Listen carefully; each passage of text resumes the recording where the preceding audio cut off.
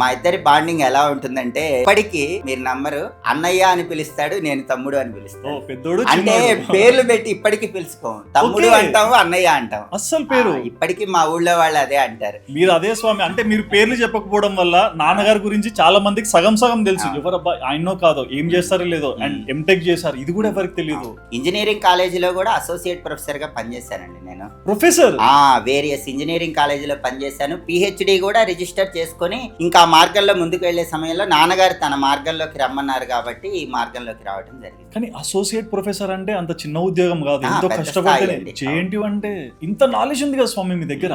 అంటే చిన్నప్పుడు ఈ ఇబ్బందులు వచ్చేటివి మరి, అంటే ప్రతి ఒక్కరు కూడా చిన్న వయసులో బయటికి వెళ్ళాలి, ఆడుకోవాలి, కొంచెం తిరగాలి ఇలాంటివి ఉంటాయి కదా. మరి మీకు అల్లరి ఆటల పట్ల ఏమన్నా? ఆటల పట్ల అంటే ఆటలు కూడా ఆడేవాళ్ళం అండి.